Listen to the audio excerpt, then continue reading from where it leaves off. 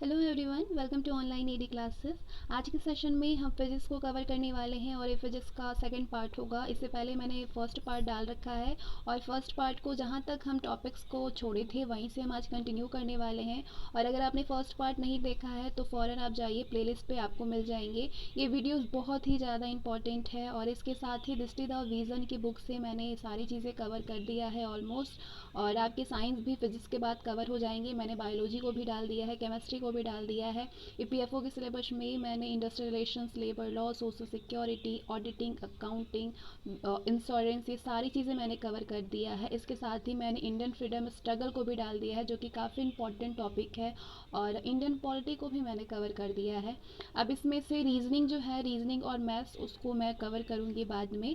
और जब आपके साइंस हो जाएंगे तो फिज़िक्स जो है कंप्लीट हो जाएंगे तो फिर मैं इस बुक से इकोनॉमिक्स को कवर करूँगी। और ये सारी चीज़ें कवर हो जाने के बाद फिर हम मॉक टेस्ट को स्टार्ट करेंगे, क्योंकि कितनी भी पढ़ाई अगर आप कर लें लेकिन जब तक आप मॉक टेस्ट नहीं देते हैं तब तक आपको ये नहीं मालूम चलेगा कि जितनी ज्ञान आपने अर्जित की है वाकई आपके पास कितना चीज़ें आपको ध्यान है। तो उसके लिए मॉक टेस्ट ज़रूर देना चाहिए, क्योंकि कितनी भी पढ़ाई हो जाए लेकिन जब तक आप मॉक टेस्ट नहीं देते हैं तब तक आप एग्ज़ाम के लिए बिल्कुल भी तैयार नहीं हैं। इसीलिए सिलेबस ख़त्म करने के बाद फ़ौरन हम मॉक टेस्ट को स्टार्ट कर देंगे। तो आप सारी चीज़ों को देख के एकदम बिल्कुल तैयार रहिए, सारी चीज़ों को रिवीजन कर लीजिए। सारी चीज़ें मैंने कवर कर दिया है, जीएस मैंने पूरा कवर कर दिया है। प्लेलिस्ट पे विजिट करिए, आपको सारी चीज़ें मिल जाएंगी। इसके अलावा मैंने करंट अफेयर को भी कवर कर दिया है और बाकी बच्चे कुछ जो चीज़ें रह गई होंगी तो वो भी सारी मैं कवर कर दूँगी। ठीक है, आइए शुरू करते हैं। कल हमने जहाँ छोड़ा था वहीं से हम स्टार्ट करेंगे। क्या छोड़ा था हमने? हम बात करेंगे केपलर के नियम के बारे में। तो अगर वीडियो आपके यूज़फुल हो तो उसको लाइक और शेयर ज़रूर से करिएगा। केपलर का 3 नियम होता है, फर्स्ट नियम, सेकंड नियम और थर्ड नियम। केपलर का लॉ क्या है? केपलर ने सूर्य के चारों ओर गति करने वाले ग्रहों के 3 नियम दिए हैं, फर्स्ट नियम, सेकंड और थर्ड। पहला जो केपलर का नियम है वो है लॉ ऑफ ऑर्बिट, यानी कक्षाओं का नियम। तो केपलर का जो प्रथम नियम है, कक्षाओं का नियम, वो ये कहता है कि सभी ग्रह सूर्य के चारों ओर एक दीर्घवृत्ताकार कक्षा यानी एलिप्टिकल ऑर्बिट में परिक्रमण करते हैं और कक्षाओं के एक फोकस पर सूर्य स्थित होता है। ये है केपलर का फर्स्ट लॉ। केपलर का दूसरा लॉ क्या है? दूसरा लॉ क्षेत्रफलीय चाल का नियम है, लॉ ऑफ एरियल स्पीड। प्रथम नियम से ज्ञात है कि कक्षाओं के एक फोकस पर सूर्य स्थित होता है और किसी भी ग्रह को सूर्य से मिलाने वाली जो रेखा होती है, रेखा समान समय में समान क्षेत्रफल तय करती है, यानी ग्रह का क्षेत्रफलीय चाल नियत रहती है, एरियल स्पीड नियत रहती है।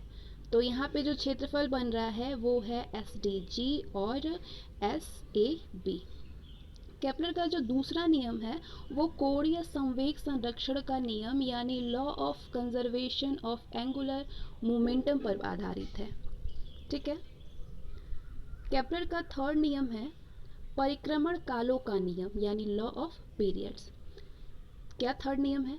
किसी भी ग्रह का सूर्य के चारों ओर परिक्रमण काल यानी सूर्य के चारों ओर एक चक्कर लगाने में जो समय है उसका वर्ग ग्रह की दीर्घवृत्ताकार कक्षा के अर्ध दीर्घ अक्ष यानी सेमी मेजर एक्सिस के तृतीय घात के समानुपाती होता है। ठीक है, टी स्क्वायर समानुपाती किसके? आर क्यूब के, तृतीय घात के। ये है केपलर का थर्ड नियम, परिक्रमण कालों का नियम जिसको बोलते हैं। जो सूर्य से जितनी अधिक दूरी पर होगा उसका परिक्रमण काल उतना ही अधिक होगा, अतः जो सूर्य के जितना समीप होगा उसका परिक्रमण काल उतना ही कम होगा। जो भी चीज़ सूर्य से जितनी अधिक दूर होगी उसका परिक्रमण काल उतना ही अधिक होगा और जो सूर्य के जितना ही समीप होगा उसका परिक्रमण काल उतना ही कम होगा।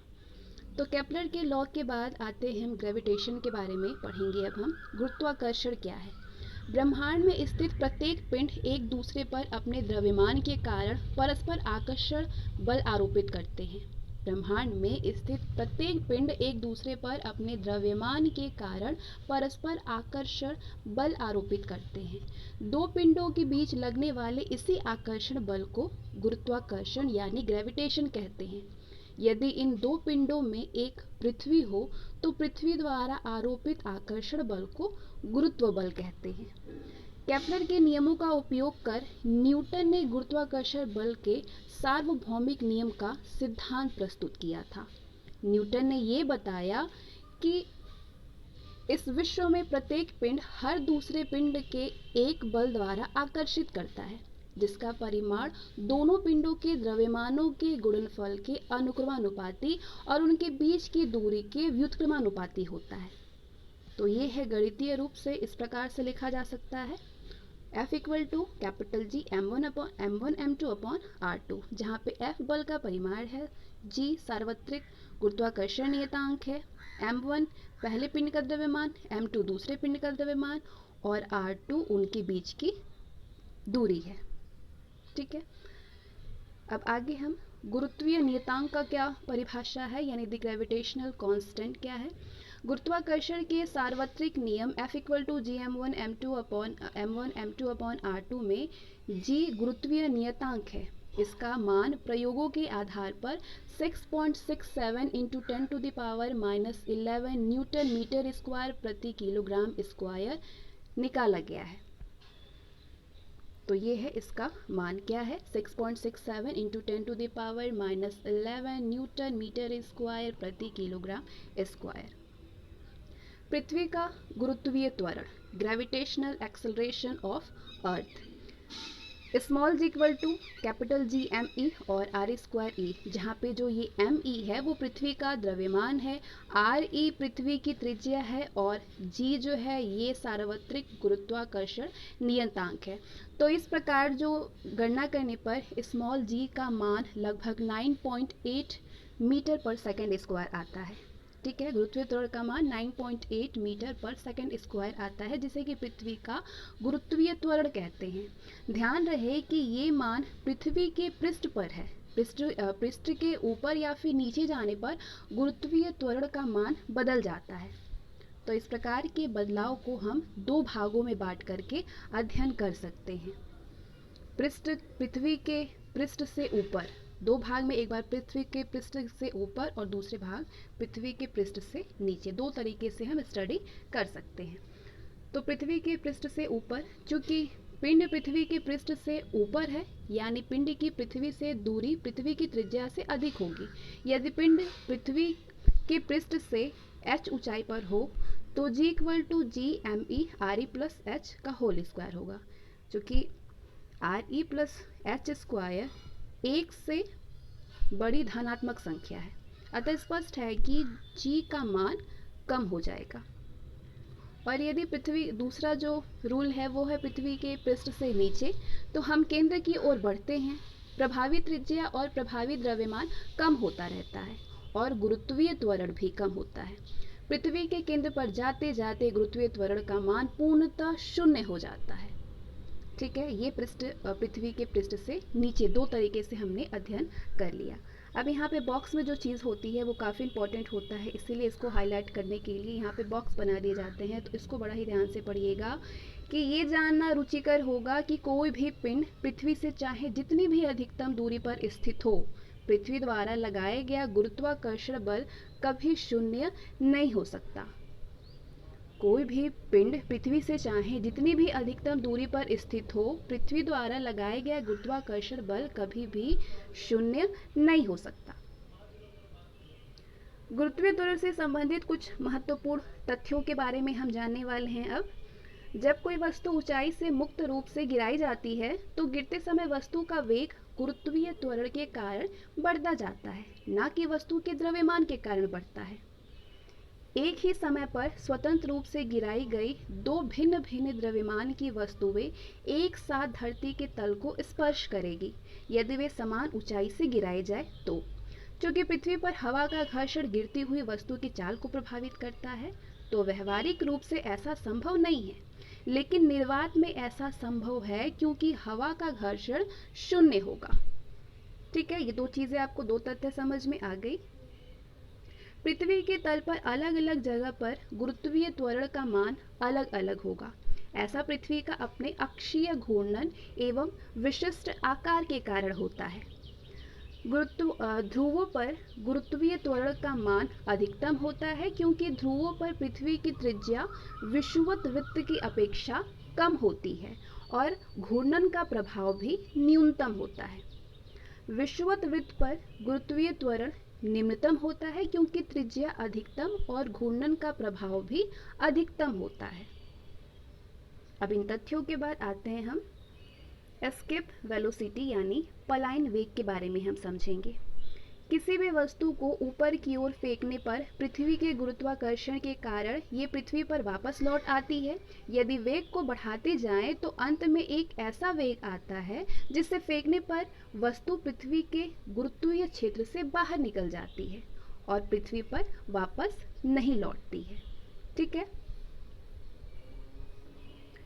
तो वो न्यूनतम वेग जिससे किसी वस्तु को पृथ्वी की सतह से ऊपर की ओर फेंकने पर वस्तु पृथ्वी के गुरुत्वीय क्षेत्र को पार कर जाती है और पृथ्वी पर कभी भी लौट कर नहीं आती, वो पलायन वेग कहलाता है।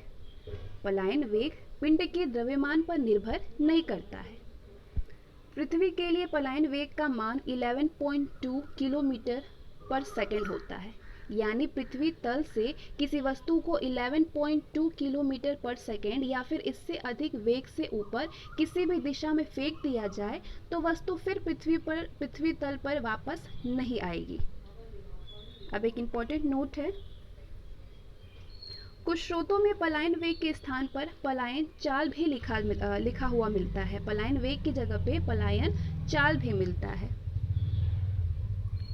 अब हम भार और भारहीनता यानी वेट एंड वेटलेट्स के बारे में बात करेंगे। किसी भी पिंड पर पृथ्वी के गुरुत्वाकर्षण द्वारा आरोपित बल को पिंड का भार कहा जाता है। इसे कैपिटल डी से कैपिटल डब्ल्यू से निरूपित करते हैं। गणितीय रूप से इसे इस प्रकार से व्यक्त किया जाता है, capital W equal to m g, जहाँ पे जो ये एम है ये पिंड का द्रव्यमान है और जी जो है वो गुरुत्वीय त्वरण है। ये भार जो है वो सदिश राशि है क्योंकि इसमें परिमाण और दिशा दोनों ही उपस्थित होते हैं। पृथ्वी द्वारा आरोपित बल की दिशा सदैव पृथ्वी के केंद्र की ओर होता है। पृथ्वी द्वारा आरोपित बल की दिशा सदैव पृथ्वी के केंद्र की ओर होता है। पृथ्वी द्वारा आरोपित बल की प्रकृति दैनिक जीवन में अनुभव किए जाने वाले अन्य बलों से अलग है। इस बल के लिए पिंड का पृथ्वी से संपर्क में रहना आवश्यक नहीं है, जबकि अन्य बल जैसे कि वायु गतिकी बल, घर्षण बल, उत्प्लावन बल इत्यादि के लिए पिंड का संपर्क आवश्यक है। ये भी ध्यान देने योग्य बात है कि हम अपने भार का अनुभव भी सिर्फ इसलिए कर पाते हैं क्योंकि पृथ्वी द्वारा आरोपित बल की प्रतिक्रिया, जो कि न्यूटन का गति विषयक तृतीय नियम है, वो हम पर कार्य करती है जिसका हमें अनुभव होता है। हम अपने भार का अनुभव भी सिर्फ इसलिए कर पाते हैं क्योंकि पृथ्वी द्वारा आरोपित बल की प्रतिक्रिया हम पर कार्य करती है जिसका हम अनुभव करते हैं, और ये न्यूटन के गति का विषयक तृतीय नियम है। तो ये आप देख सकते हैं, ये प्रतिक्रिया है, इस प्रकार से यहाँ पे दर्शाया गया है। अंतरिक्ष में अंतरिक्ष यात्री की भारहीनता का कारण भी प्रतिक्रिया बल का शून्य होना है, क्योंकि अंतरिक्ष यान और यात्री दोनों एक समान त्वरण से पृथ्वी की ओर गिरते हैं। लिफ्ट में भार, यदि लिफ्ट त्वरित गति से ऊपर जा रही हो तो व्यक्ति को अपना भार अधिक अनुभव होगा, क्योंकि प्रतिक्रिया बल बढ़ जाएगा, इसलिए व्यक्ति को अपना भार अधिकतम महसूस होता है। यदि लिफ्ट नीचे आ रही हो तो भार कम अनुभव होगा, क्योंकि प्रतिक्रिया बल कम हो जाएगा, जिसकी वजह से अपना भार कम अनुभव होता है। तो अब हम बात करते हैं भार और भारहीनता के बाद उपग्रह यानी सैटेलाइट के बारे में। सैटेलाइट क्या है? कोई भी ऐसा पिंड जो किसी ग्रह के परितः परिक्रमा करता है उसे उपग्रह कहते हैं।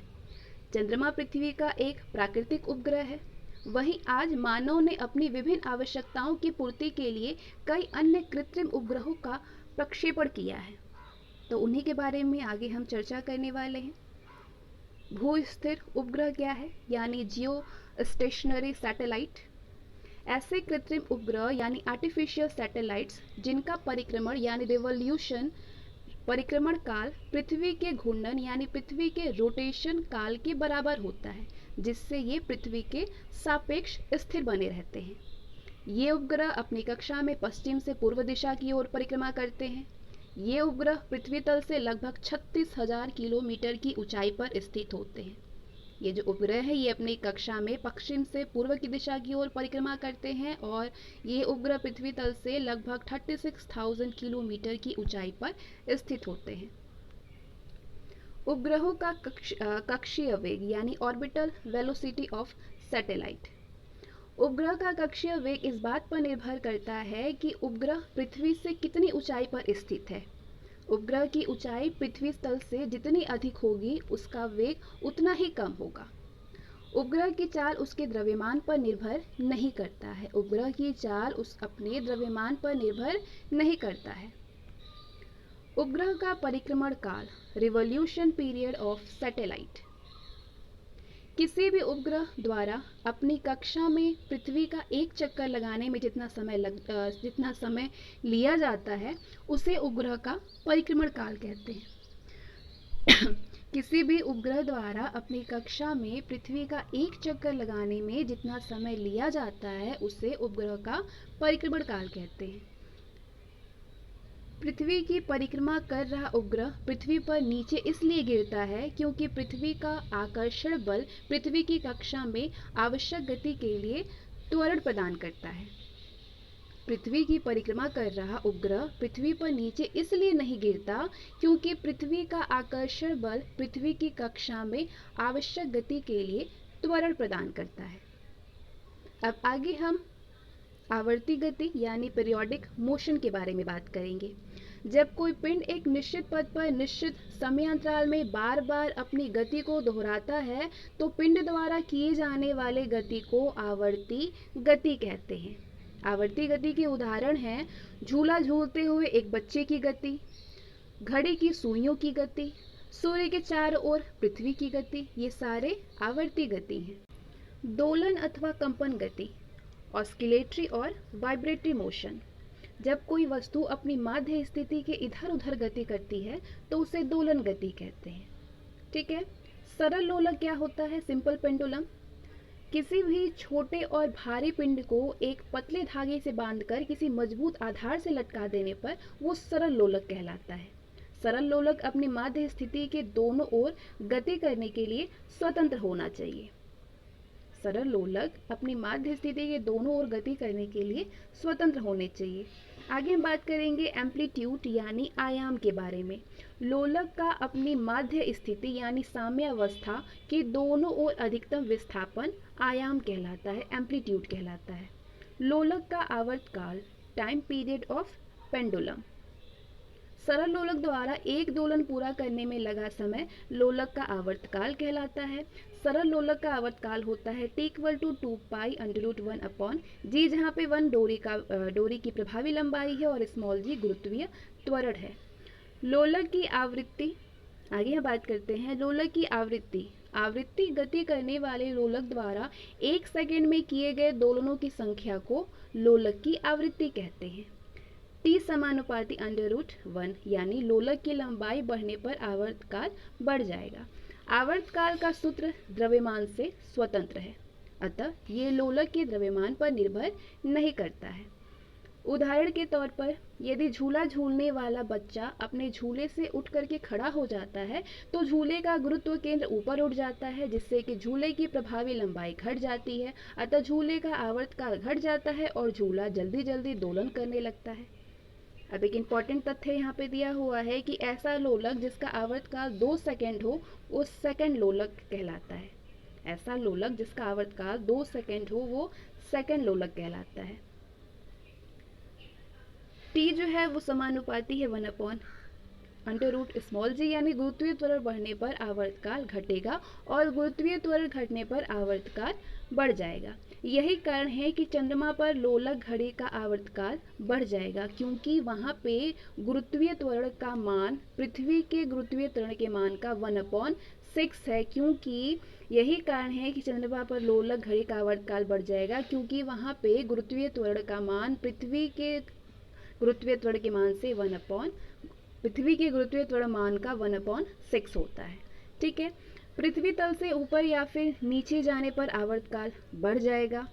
विषुवत वृत्त से ध्रुवों की ओर जाने पर आवर्तकाल घटेगा, क्योंकि ध्रुवों की ओर जाने पर गुरुत्वीय त्वरण g का मान बढ़ जाता है। ध्रुवों की ओर जाने पर गुरुत्वीय त्वरण g का मान बढ़ता है। ये सारे जो पॉइंट देख रहे हैं ये सारे इंपॉर्टेंट है और इसी तरह के प्रश्न जो है वो एग्जाम में बनते हैं। यदि गुरुत्वीय त्वरण शून्य हो तो आवर्तकाल अनंत हो जाएगा। यदि गुरुत्वीय त्वरण शून्य हो तो आवर्तकाल अनंत हो जाएगा। अब आगे हम बात करते हैं सिंपल हार्मोनिक मोशन यानी सरल आवर्त गति। सरल आवर्त गति वो आवर्त गति होती है जिसमें कि प्रत्यानयन बल यानी रिस्टोरिंग फोर्स विस्थापन के अनुक्रमानुपाती और विस्थापन की विपरीत दिशा में लगता है। अब प्रत्यानयन बल क्या है यानी रिस्टोरिंग फोर्स क्या है?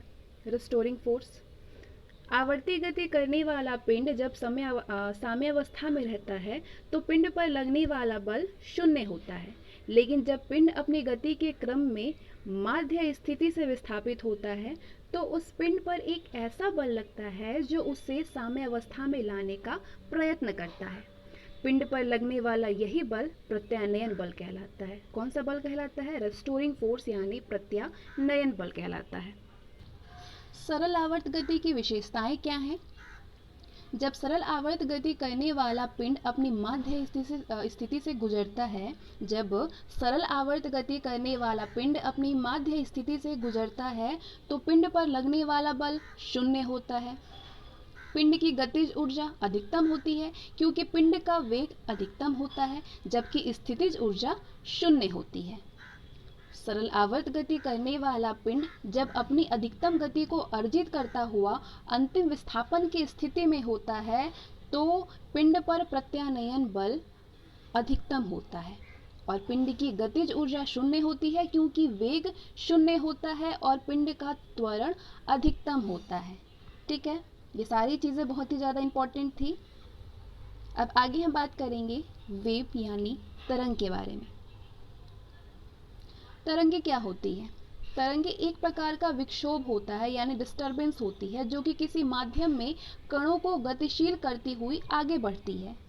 तरंगों की गति की प्रक्रिया में माध्यम के कणों का स्थानांतरण हुए बिना ऊर्जा का स्थानांतरण होता है। तरंगों को दो भागों में बांटा जा सकता है, यांत्रिक तरंगे और विद्युत चुंबकीय तरंगे। सबसे पहले हम यांत्रिक तरंगे यानी मैकेनिकल वेव्स के बारे में बात करेंगे। ठीक है, ऐसी तरंगे जिनके संचरण के लिए माध्यम की आवश्यकता होती है वो मैकेनिकल वेव्स होता है। ये माध्यम द्रव्य की कोई भी अवस्था हो सकती है, ठोस, द्रव अथवा गैस, कोई भी अवस्था हो सकती है।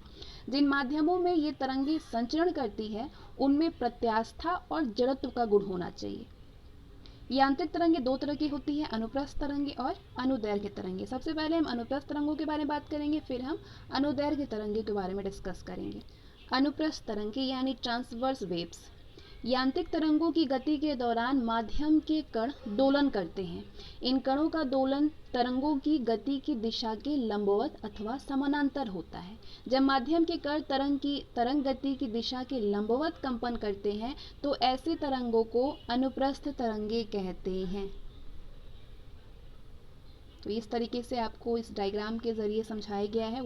अनुप्रस्थ तरंगों के उदाहरण हैं जलीय तरंगे, भूकंप के दौरान उत्पन्न एस तरंगे, पृष्ठीय तरंगे यानी सरफेस वेव एसेट्रा। ये सारे अनुप्रस्थ तरंगे हैं। जलीय तरंगे, भूकंप के दौरान उत्पन्न एस तरंगे और सरफेस वेव यानी पृष्ठीय तरंगे। अनुप्रस्थ के बाद बात करते हैं अनुदैर्घ्य तरंगे यानी लॉन्गिट्यूडिनल वेव्स। जब माध्यम के कण तरंग गति की दिशा के समानांतर कंपन करते हैं, जब माध्यम के कण तरंग गति की दिशा में समानांतर कंपन करते हैं तो उसको अनुदैर्घ्य तरंगे कहते हैं। अनुदैर्घ्य तरंगे जैसे कि ध्वनि तरंगे, पी तरंगे जो कि भूकंपीय तरंगे होती हैं, ये सारे अनुदैर्घ्य तरंगे होती हैं। अनुदैर्घ्य तरंगे की विशेषताएं हैं कि ये तरंगे सभी माध्यमों ठोस, द्रव और गैस में उत्पन्न की जा सकती है। इन तरंगों का संचरण संपीड़न और विरलन के रूप में होता है। इन तरंगों का संचरण संपीड़न और विरलन के रूप में होता है। अब एक इम्पॉर्टेंट यहाँ पे दिया हुआ है बॉक्स में कि अनुप्रस्थ और अनुदैर्घ्य तरंगों को प्रगामी तरंगे भी कहते हैं क्योंकि इन तरंगों की गति एक स्थान से दूसरे स्थान तक होती है। अनुप्रस्थ और अनुदैर्घ्य तरंगों को प्रगामी तरंगे कहते हैं क्योंकि इन तरंगों की गति एक स्थान से दूसरे स्थान तक होती है। अब आगे हम तरंगों के अभिलाक्षणिक गुण के बारे में समझेंगे। कौन कौन से अभिलाक्षणिक गुण हैं तरंगों के? आयाम, एम्पलीट्यूड, माध्यम के कणों का अपनी मूल स्थिति से दोनों ओर अधिकतम विस्थापन आयाम कहलाता है और आयाम का एसआई पद्धति में मात्रक मीटर होता है। तरंग दैर्घ्य, वेवलेंथ, दो क्रमागत श्रृंगों अथवा दो गर्तों के बीच की दूरी को तरंग दैर्घ्य कहते हैं। इसे ग्रीक अक्षर लैम्डा से प्रदर्शित करते हैं। यह है लैम्डा। इसका एसआई मात्रक मीटर होता है। आवृत्ति यानी फ्रीक्वेंसी, तरंग की आवृत्ति तरंग संचरण में किसी भी कण द्वारा तरंग की आवृत्ति तरंग संचरण में किसी भी कण द्वारा 1 सेकेंड में पूरे किए गए दोलनों की संख्या होती है और आवृत्ति का एसआई पद्धति में मात्रक होता है हर्ट्ज। अब आगे हम बात करते हैं ध्वनि तरंगे यानी साउंड वेव्स के बारे में। ये अनुदैर्घ्य यांत्रिक तरंगे होती हैं। कंपन करती हुई वस्तुएं ध्वनि उत्पन्न करती है। कंपन करती हुई वस्तुएं ध्वनि उत्पन्न करती हैं। ध्वनि का स्रोत यानी कंपन करती हुई जो वस्तु है जिस माध्यम में रखा जाता है उसे ध्वनि का माध्यम कहते हैं। ऊर्जा के अन्य रूपों जैसे कि प्रकाशीय ऊर्जा आदि की तरह ध्वनि भी ऊर्जा का एक रूप होता है। तरंग वेग जिसको प्रतीक होता है कैपिटल V, तरंग की आवृत्ति n, तरंग वेग बराबर होता है तरंग की आवृत्ति इंटू तरंग की तरंग दैर्घ्य के, और एसआई पद्धति में तरंग वेग का मात्रक होता है मीटर पर सेकंड। क्या मात्रक होता है तरंग दैर्घ्य का? मीटर पर सेकंड। ध्वनि तरंगों की विशेषताएं क्या हैं? इनके संचरण के लिए माध्यम की आवश्यकता होती है। इनका संचरण जो है वो निर्वात में नहीं होता है। ध्वनि की चाल माध्यम के गुणों यानी ताप, आर्द्रता आदि पर निर्भर करता है। माध्यम का ताप बढ़ने पर ध्वनि की चाल भी बढ़ जाती है। माध्यम का ताप बढ़ने पर ध्वनि की चाल बढ़ जाती है। तो आगे हम इस बॉक्स में देखेंगे माध्यम और ध्वनि की चाल, जो कि काफ़ी इंपॉर्टेंट है। इस तरह से क्वेश्चन बनते हैं वन लाइनर के। वायु में ध्वनि की चाल होती है 332 मीटर पर सेकेंड, 332 मीटर प्रति सेकेंड। हाइड्रोजन गैस में ध्वनि की चाल 1284 मीटर पर सेकेंड होती है। समुद्र जल में ध्वनि की चाल 1522 मीटर पर सेकेंड होती है। ग्रेनाइट में ध्वनि की चाल 6000 मीटर पर सेकेंड होता है और एल्यूमिनियम में जो ध्वनि की चाल होती है वो 6420 होती है। ठीक है, ये कठोर होता है, जितना कठोर उतना ही ध्वनि की चाल जो है ज़्यादा होती है। वायु में कम 332, हाइड्रोजन गैस में 1284, समुद्री जल में 1522, ग्रेनाइट में 6000 और एल्यूमिनियम में 6420 मीटर पर सेकेंड। यदि ताप स्थिर रहे तो दाब का ध्वनि की चाल पर कोई भी प्रभाव नहीं पड़ता है। माध्यम की आर्द्रता भी ध्वनि की चाल को प्रभावित करती है। यदि वायु नम होती है तो उसका घनत्व शुष्क वायु की तुलना में कम होता है, इसीलिए आर्द्र वायु में ध्वनि की चाल बढ़ जाती है। माध्यम के वेग की दिशा में ध्वनि की चाल बढ़ती है, लेकिन माध्यम के विपरीत दिशा में घटती है। माध्यम के वेग की दिशा में ध्वनि की चाल बढ़ती है, लेकिन माध्यम की विपरीत दिशा में उल्टी दिशा में घटती है। ध्वनि के अभिलाक्षणिक गुण कौन कौन से हैं? प्रबलता यानी लाउडनेस, ये हमारे कान में उत्पन्न वो संवेदना है जिसके कारण हम तीव्र अथवा मंद ध्वनियों की पहचान कर पाते हैं। किसी भी ध्वनि की प्रबलता ध्वनि के आयाम पर निर्भर करती है। किसी भी ध्वनि की प्रबलता ध्वनि के आयाम पर निर्भर करती है। अगला लक्षण है तारतत्व यानी पिच। ये ध्वनि का वो अभिलक्षण है जिससे ध्वनि मोटी अथवा पतली सुनाई देती है। ध्वनि का तारतत्व ध्वनि की आवृत्ति पर निर्भर करता है। ध्वनि का जो तारतत्व होता है, पिच होता है, वो ध्वनि की आवृत्ति पर निर्भर करता है। तारतत्व जितना अधिक होता है ध्वनि की आवाज़ उतनी ही पतली होती है। तारतत्व जितना ही अधिक होगा आवाज़ उतनी ही पतली सुनाई देती है। इसलिए बच्चों और लड़कियों की आवाज़ का जो तारतत्व होता है वो अधिक होता है, इसीलिए बहुत ही मासूम सा आवाज़ सुनाई देता है, आवाज़ पतली सुनाई देती है।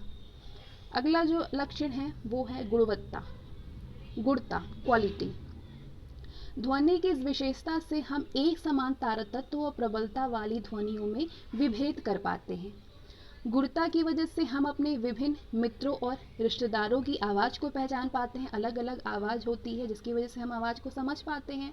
एक साथ एक ही आवृत्ति पर बजने वाले वाद्य यंत्रों की आवाज़ को भी हम इसी गुण के आधार पर महसूस कर पाते हैं कि कौन सा इंस्ट्रूमेंट कौन सा बज रहा है, तो ये उसकी क्वालिटी है। ठीक है।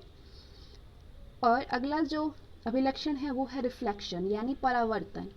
ध्वनि तरंगे भी प्रकाश तरंगों की भांति परावर्तन का गुण प्रदर्शित करती है। ध्वनि तरंगों के मार्ग में जब अवरोध उत्पन्न होता है तो ये तरंग भी प्रकाश तरंगों की भांति परावर्तित होती है। चूँकि ध्वनि तरंगों की तरंगदैर्घ्य अधिक होती है इसलिए बड़े पृष्ठों से इनका परावर्तन अधिक होता है। ध्वनि तरंगों की तरंगदैर्घ्य अधिक होती है अतः बड़े पृष्ठों से इनका परावर्तन अधिक होता है। अब आगे हम ध्वनि का अपवर्तन यानी रिफ्रैक्शन ऑफ साउंड के बारे में चर्चा करते हैं। प्रकाश तरंगों की तरह ध्वनि तरंगों में भी अपवर्तन का गुण पाया जाता है। यानी जब ध्वनि एक माध्यम से दूसरे माध्यम में गमन करती है तो उसकी दिशा परिवर्तित हो जाती है। अपवर्तन की घटना के पीछे मुख्य वजह विभिन्न माध्यमों और तापों में ध्वनि की चाल का भिन्न भिन्न होना है। ध्वनि का व्यतिकरण यानी इंटरफ्रेंस ऑफ साउंड। जब दो समान आवृत्ति और समान आयाम की ध्वनियाँ एक साथ एक बिंदु पर पहुँचती है तो उस बिंदु पर ध्वनि ऊर्जा का पुनर्वितरण हो जाता है। ये घटना ध्वनि का व्यतिकरण कहलाती है। अब आगे बात करते हैं डिफ्रैक्शन ऑफ साउंड यानी ध्वनि का विवर्तन। परावर्तन के बाद हम विवर्तन को समझेंगे ध्वनि के। जब ध्वनि के मार्ग में अवरोध उत्पन्न होता है तो वो सुलभ स्थान से मुड़ के आगे बढ़ती है। इस घटना को ध्वनि का विवर्तन कहते हैं। जब ध्वनि के मार्ग में अवरोध उत्पन्न होता है तो वो सुलभ स्थान से मुड़ करके आगे बढ़ती है और इसी घटना को डिफ्रैक्शन ऑफ साउंड कहते हैं। जैसे कि खिड़कियों या दरवाजों से आवाज़ सुनाई देना, ये डिफ्रैक्शन ऑफ साउंड है। अब आगे हम बात करेंगे रिवर्ब्रेशन के बारे में यानी अनुरणन के बारे में। जब ध्वनि के मार्ग में कोई भी दृढ़ अवरोध पड़ता है तो ध्वनि परावर्तित हो जाता है। जब ध्वनि स्रोत किसी बंद कमरे में दृढ़ दीवारों से घिरा होता है तो ध्वनि स्रोत बंद होने के बाद भी कुछ समय तक ध्वनि सुनाई देती है क्योंकि ध्वनि का बार बार परावर्तन होता है। ये घटना ध्वनि का अनुरणन कहलाती है यानी रिवर्ब्रेशन कहलाता है। अनुरणन की घटना को प्रभावहीन करने के लिए ही सिनेमा हॉल की दीवारों को खुरदरा बनाया जाता है। सिनेमा हॉल की दीवारों को खुरदरा बनाया जाता है अनुरणन की घटना को प्रभावहीन करने के लिए, अथवा ध्वनि अवशोषक पदार्थों की एक परत ऊपर से लगाई जाती है। और बादलों का गर्जन भी अनुरणन का ही उदाहरण है। रिवर्ब्रेशन का उदाहरण बादलों का गरजना भी है। ठीक है। अब आगे हम इको यानी प्रतिध्वनि के बारे में बात करेंगे। तो वो ध्वनि जो किसी अवरोध से टकराने के बाद वापस लौटती है वो प्रतिध्वनि कहलाती है। यदि ध्वनि का वेग 332 मीटर पर सेकंड है तो प्रतिध्वनि उत्पन्न करने के लिए अवरोध ध्वनि स्रोत से लगभग 17 मीटर यानी लगभग 16.6 मीटर दूर होना चाहिए। ठीक है। ध्वनि का वेग 332 मीटर प्रति सेकंड है तो प्रतिध्वनि उत्पन्न होने के लिए अवरोध ध्वनि स्रोत से लगभग 17 मीटर यानी 16.6 मीटर दूर होना चाहिए। आगे हम प्रणोदित दोलन और अनुनाद के बारे में जानेंगे यानी प्रोपेल्ड ऑस्किलेशन एंड रिसोनेंस के बारे में। जब किसी सरल लोलक को उसकी साम्य अवस्था से विस्थापित कर छोड़ दिया जाता है तो लोलक मुक्त दोलन करने लगता है। जब किसी सरल लोलक को उसकी साम्य अवस्था से विस्थापित कर छोड़ दिया जाता है तो लोलक मुक्त दोलन करने लगता है और अंततः क्षय बलों के कारण रुक जाता है। तो यहाँ पॉइंट वाइज आप समझिए ध्यान से कि यदि कोई बाह्य बल इस दोलन को बनाए रखे तो इसे प्रणोदित दोलन या फिर परिचालित दोलन कहते हैं। जब परिचालित बल की आवृत्ति दोलन की प्राकृतिक आवृत्ति के बराबर हो जाती है तो दोलक का आयाम अधिकतम हो जाता है और ये परिघटना ही अनुनाद कहलाती है। ठीक है। मानव श्रव्यता का परिसर। ध्वनि की आवृत्ति का वो परिसर जो मानव कान के लिए सुग्राही होता है वो श्रव्यता परिसर कहलाता है। मानव के लिए ये 20 हर्ट्ज से 20,000 हर्ट्ज तक होता है। मानव को जो ध्वनि सुनाई देती है उसका जो आवाज़ होता है, श्रवसर होता है, वो 20 हर्ट्ज से 20,000 हर्ट्ज होना चाहिए, तभी मानव उसको सुन सकता है। 20 के हर्ट्ज यानी 20,000 हर्ट्ज से अधिक आवृत्ति वाली ध्वनि को पराश्रव्य तरंगे अथवा पराध्वनि कहते हैं और 20 हर्ट्ज से कम आवृत्ति वाले ध्वनि को अपश्रव्य तरंगे कहते हैं। ठीक है, श्रवस्ता परिसर जो है मानव के लिए 20 हर्ट्ज से 20,000 हर्ट्ज होता है। 20 के हर्ट्ज यानी 20,000 हर्ट्ज से अधिक आवृत्ति वाली ध्वनि को पराश्रव्य तरंगे अथवा पराध्वनि तरंगे कहते हैं और 20 हर्ट्ज से कम आवृत्ति वाली ध्वनि को अपश्रव्य तरंगे कहते हैं। पराश्रव्य तरंगों के अनुप्रयोग क्या हैं? अल्ट्रासाउंड में पराश्रव्य तरंगों का उपयोग होता है। चमगादड़ रात को पराश्रव्य तरंगों की सहायता से ही विचरण करते हैं। चमगादड़ रात में पराश्रव्य तरंगों की सहायता से ही विचरण करते हैं। सोनार, सोनार जिसका फुल फॉर्म होता है सोनार नेविगेशन एंड रेंजिंग। सोनार तकनीक में पराश्रव्य तरंगों का उपयोग होता है जिसकी सहायता से सागरों की गहराई में पनडुब्बियों आदि की स्थिति का ज्ञात किया जाता है। प्रघाती तरंगे यानी शॉक वेव्स क्या होती है? ऐसे पिंड जो ध्वनि की चाल से अधिक चाल से गति करते हैं उस चाल को पराध्वनिक चाल कहते हैं। पराध्वनिक चाल से गति करने वाले पिंड अपने शंकुआकार विक्षोभ पैदा करते हैं। इन विक्षोभों के संचरण को प्रघाती तरंगे कहते हैं। ठीक है, पराध्वनिक चाल से गति करने वाले पिंड अपने पीछे शंकुआकार विक्षोभ पैदा करते हैं। इन विक्षोभों के संचरण को प्रघाती तरंगे कहते हैं। अब आगे हम डॉपलर इफेक्ट्स यानी डॉपलर प्रभाव को जानेंगे। ध्वनि स्रोत और श्रोता के बीच सापेक्षिक गति के कारण ध्वनि की आवृत्ति में परावर्तन का अनुभव होता है। स्रोत और श्रोता की गति के कारण ध्वनि की आवृत्ति परिवर्तन होने की घटना को डॉपलर प्रभाव कहते हैं। प्रकाश तरंगों में भी डॉपलर प्रभाव पाया जाता है। ध्वनि स्रोत और श्रोता के बीच सापेक्षिक गति के कारण ध्वनि की आवृत्ति में परिवर्तन का अनुभव होता है। स्रोत अथवा श्रोता की गति के कारण ध्वनि की आवृत्ति में परिवर्तन होने की घटना को डॉपलर प्रभाव कहते हैं और प्रकाश तरंगों में भी डॉपलर प्रभाव पाया जाता है। डॉपलर प्रभाव के अनुप्रयोग क्या हैं? खगोल विज्ञान में, दूर से वाहनों की गति मापने में, कृत्रिम उपग्रहों की ट्रैकिंग में एक्सेट्रा, ये डॉपलर प्रभाव के अनुप्रयोग हैं।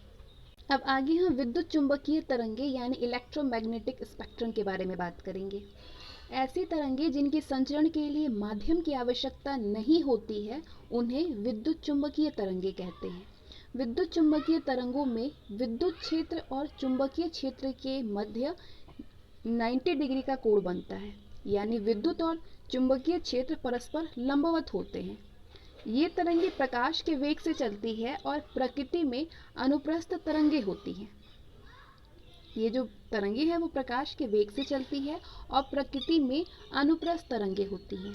Radio wave, microwave, infrared wave, ultraviolet, X-ray, gamma ray, विद्युत चुंबकीय तरंगे, ये सारे radio wave, microwave, infrared wave, ultraviolet, पराबैंगनी किरणें, एक्स-रे, गामा रे, ये सारे विद्युत चुंबकीय तरंगों के प्रकार हैं। अब इनके उपयोग को हम समझते हैं। दीर्घ रेडियो तरंगे आयन मंडल से परावर्तित होती है, इसलिए रेडियो तरंगे संचार के लिए उपयोग होती है। दीर्घ रेडियो तरंगे आयन मंडल में परावर्तित होती है, इसीलिए रेडियो तरंगे संचार के लिए उपयोग की जाती है। अवरक्त किरणें, ये देखिए सारे प्रकार हैं इसके। गामा किरणें होती है, एक्स किरणें होता है, पराबैंगनी यानी अल्ट्रावायलेट, अवरक्त और रेडियो तरंगे। अवरक्त किरणें ऊष्मा को उत्पन्न करती हैं। इनका उपयोग रात में देखने वाले लक्ष्य को खोजने, टीवी रिमोट में अवरक्त किरणों का प्रयोग किया जाता है। इन्हीं उपकरणों का प्रयोग किया जाता है। एक्स किरणों का प्रयोग पदार्थ, भौतिक, चिकित्सा विज्ञान में किया जाता है। क्रिस्टल की संरचना ज्ञात करने में एक्स किरणें उपयोग की जाती हैं। सीटी स्कैन में एक्स किरणों का उपयोग किया जाता है। ठीक है, अवरक्त किरणों का यूज़ किस लिए किया जाता है? किसी लक्ष्य को खोजने के लिए। और टिबेरी मोड में एक्स किरणों का यूज़ बहुत चिकित्सा के विभाग में, भौतिकी में किया जाता है, क्रिस्टल की संरचना ज्ञात करने के लिए किया जाता है। ठीक है, ये देख सकते हैं आप, यहाँ पे दिखाया गया है कि तरंग दैर्घ्य की वृद्धि।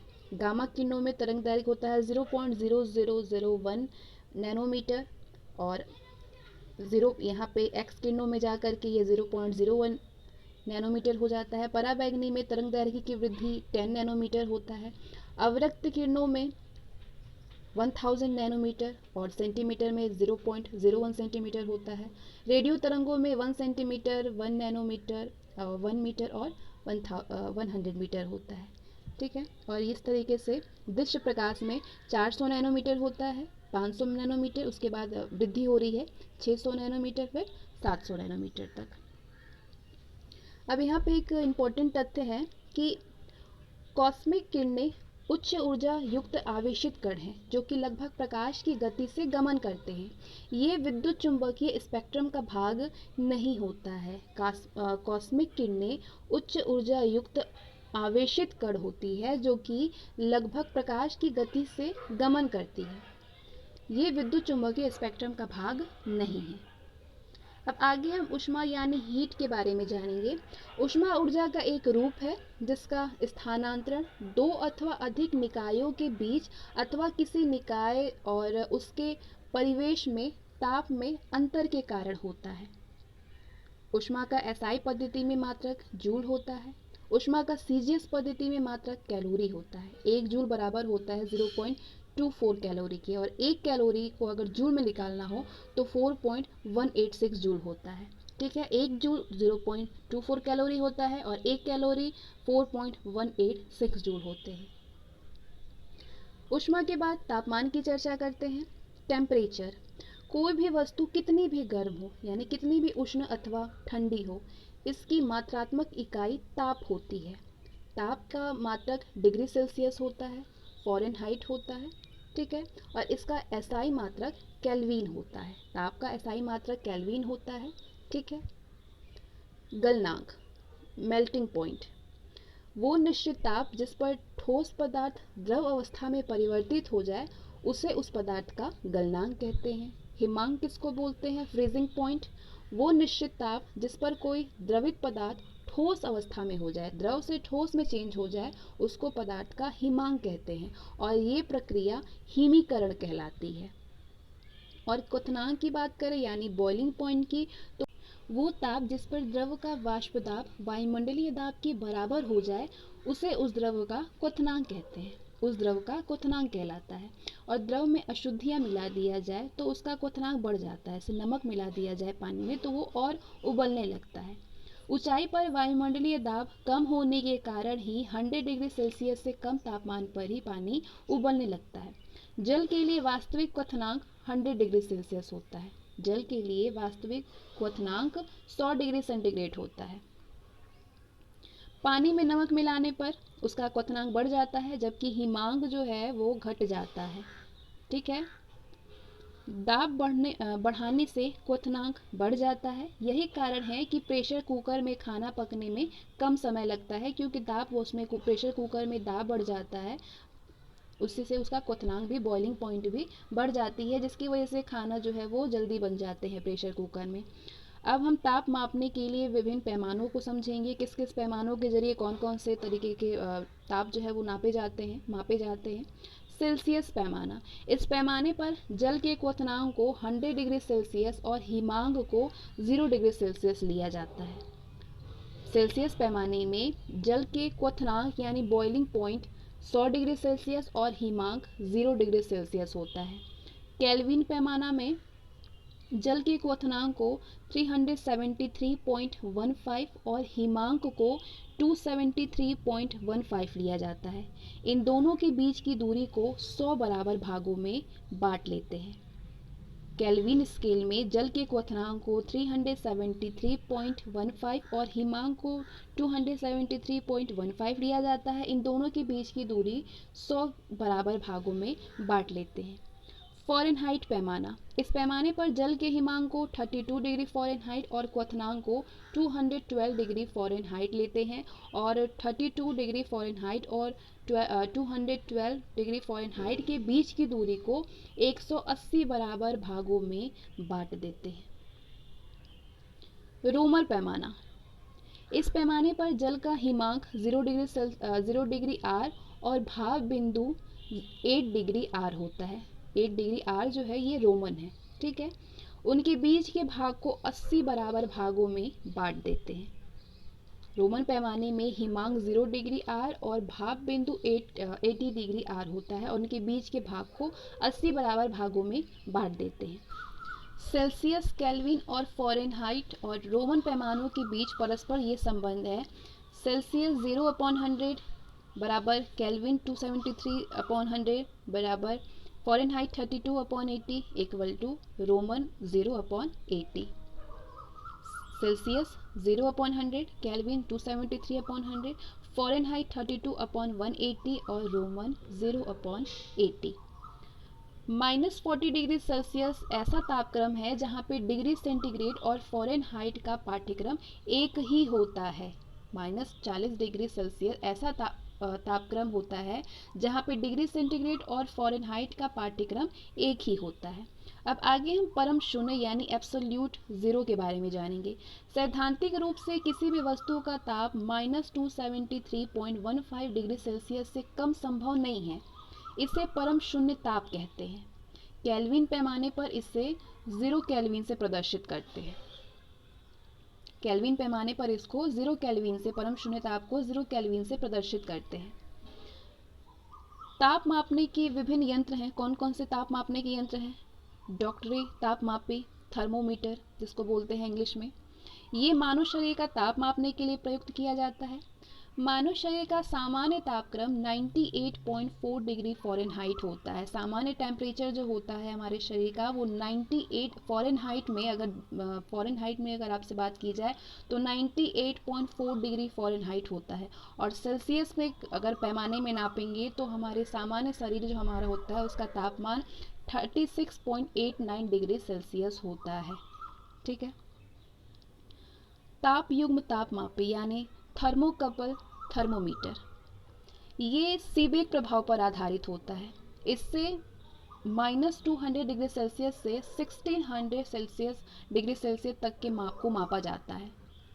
ताप युग्म तापमापी में -200 डिग्री सेल्सियस से 1600 डिग्री सेल्सियस तक के ताप को मापा जाता है और ये ताप युग्म तापमापी थर्मोकपल थर्मोमीटर सीबेक प्रभाव पर आधारित होता है।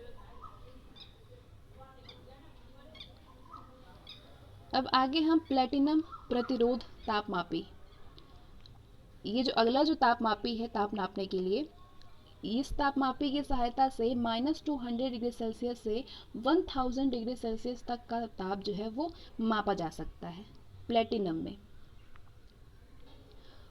पूर्ण विकिरण उत्तापमापी यानी टोटल रेडिएशन पायरोमीटर, ये स्टीफन के नियम पर आधारित होता है। पूर्ण विकिरण उत्तापमापी, इसकी सहायता से बहुत दूरी पर स्थित और बहुत ऊंचे ताप वाली वस्तुओं का ताप मापन किया जाता है। सूर्य और तारों के ताप मापन के लिए इसी का प्रयोग किया जाता है, पूर्ण विकिरण उत्तापमापी का यानी टोटल रेडिएशन पायरोमीटर का यूज सूर्य और तारों के ताप मापने के लिए किया जाता है। आगे हम बात करेंगे लेटेंट हीट यानी गुप्त ऊष्मा के बारे में। स्थिर ताप पर पदार्थ को अपनी अवस्था को परिवर्तित करने के लिए ऊष्मा की जितनी मात्रा की आवश्यकता होती है अथवा अवस्था परिवर्तन के दौरान पदार्थ ऊष्मा की जितनी मात्रा वातावरण में उन्मुक्त करते हैं, ऊष्मा की इस मात्रा को पदार्थ की गुप्त ऊष्मा कहते हैं। यदि पदार्थ की गुप्त ऊष्मा L है तो m द्रव्यमान की अवस्था परिवर्तन के लिए आवश्यक ऊष्मा Q = ml होगी और गुप्त ऊष्मा का एसआई मात्रक जूल प्रति किलोग्राम होता है। गुप्त ऊष्मा का एसआई मात्रक जूल प्रति किग्रा होता है। गलन की गुप्त ऊष्मा लेटेंट हीट ऑफ फ्यूजन, स्थिर ताप पर किसी ठोस के एकांक द्रव्यमान को द्रव में बदलने के लिए आवश्यक ऊष्मा की मात्रा को उस ठोस की गलन की गुप्त ऊष्मा कहते हैं। बर्फ के लिए इसका मान 80 कैलोरी पर ग्राम होता है। बर्फ़ के लिए इसका मान जो है वो 80 कैलोरी प्रति ग्राम होता है। 0 डिग्री सेल्सियस पर पिघलने वाली बर्फ़ में यदि कुछ नमक या फिर सोडा मिला दिया जाए तो इसका गलनांक जो है वो -22 डिग्री सेल्सियस तक कम हो जाता है। 0 डिग्री सेल्सियस पर पिघलने वाली बर्फ़ में यदि कुछ नमक या सोडा मिला दिया जाए तो इसका गलनांक -22 डिग्री सेल्सियस तक कम हो जाता है।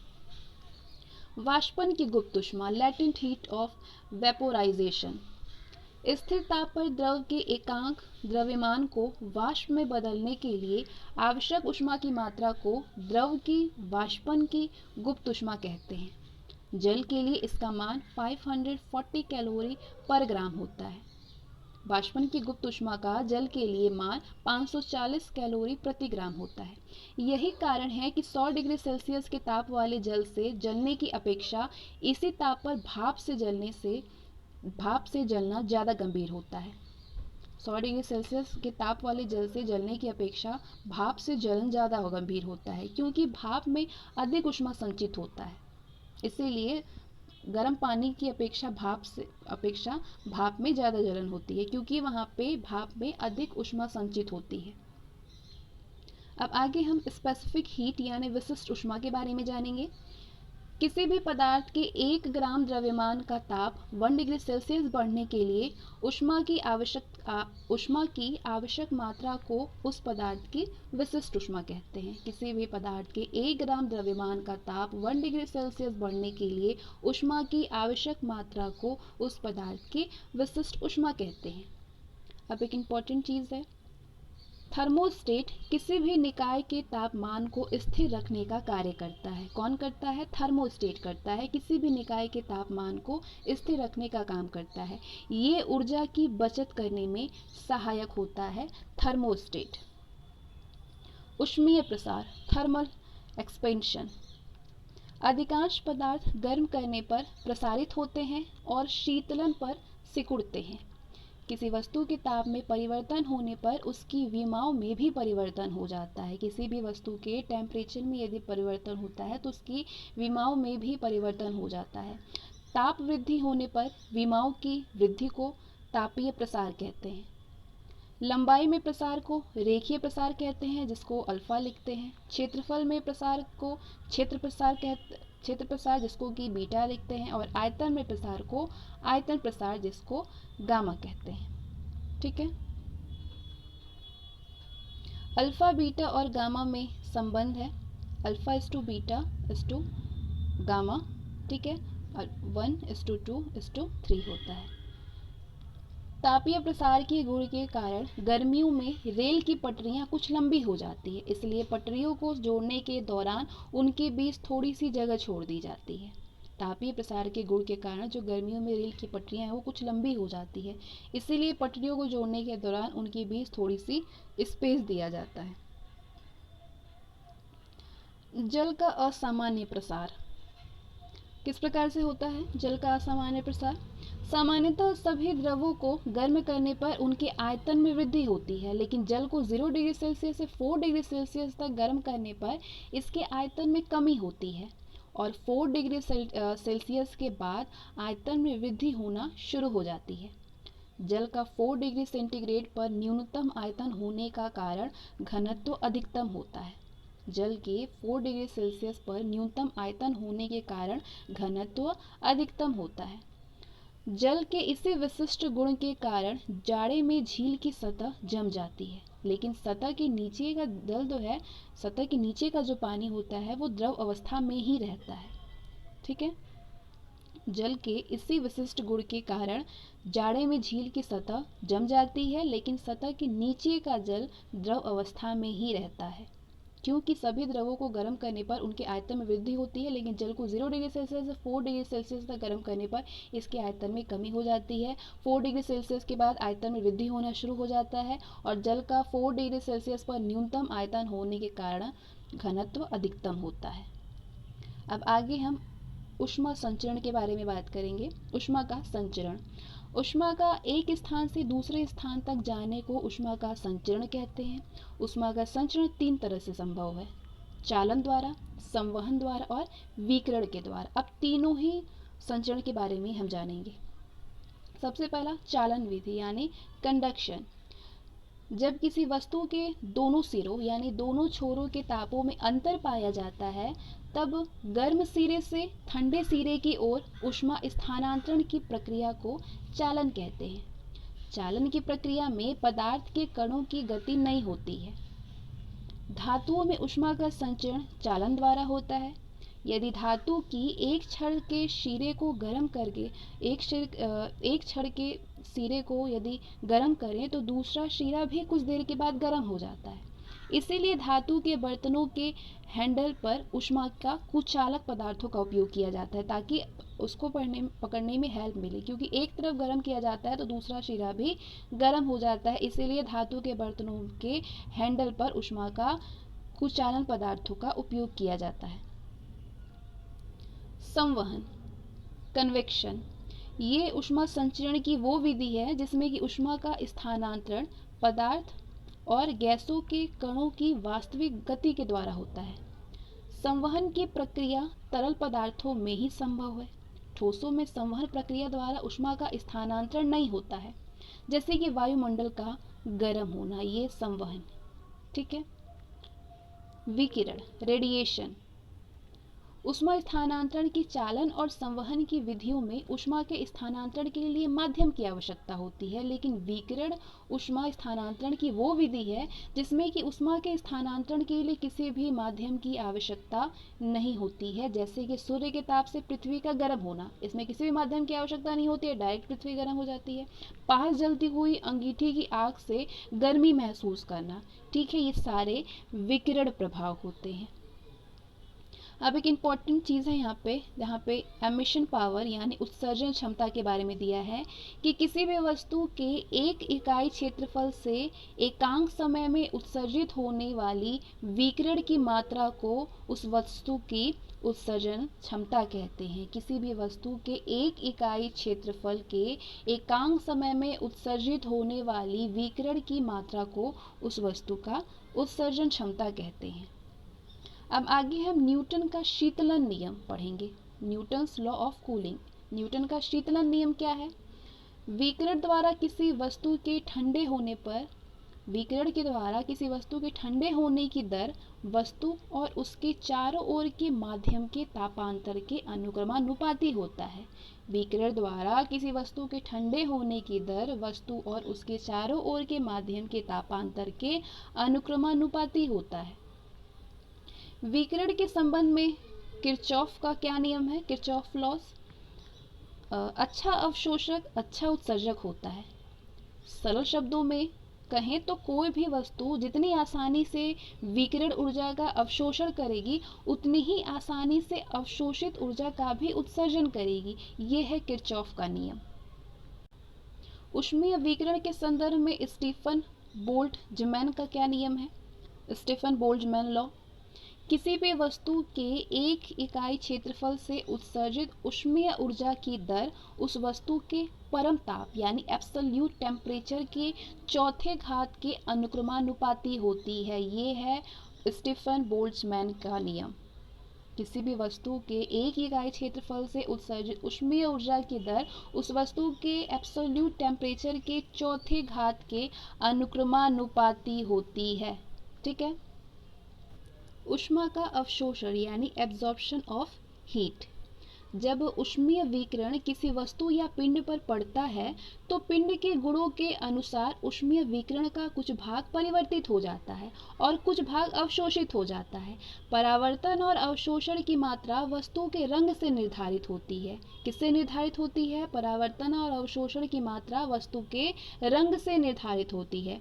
काले रंग के पिंड से ऊष्मा का अवशोषण और उत्सर्जन दोनों अधिक मात्रा में होता है, जबकि सफेद रंग से सबसे कम अवशोषण और उत्सर्जन होता है। काले रंग के पिंड से ऊष्मा का अवशोषण और उत्सर्जन दोनों ही अधिक मात्रा में होता है और सफेद रंग से सबसे कम अवशोषण और सबसे कम उत्सर्जन होता है। जैसे कि गर्मियों में सफेद वस्त्र पहनना अच्छा माना जाता है, क्योंकि सफेद रंग का जो वस्त्र होता है वो सबसे कम अवशोषण करता है और उत्सर्जन करता है, जिसकी वजह से हमें धूप ज़्यादा नहीं लगती है शरीर में। ठीक है। आगे हम बात करेंगे आपेक्षिक आर्द्रता यानी रिलेटिव ह्यूमिडिटी के बारे में। वायु में उपस्थित जल वाष्प की मात्रा जो होती है वो आर्द्रता कहलाती है। वायु में उपस्थित जो वाष्प है, जल वाष्प है, ओस है, उसकी मात्रा आर्द्रता कहलाती है।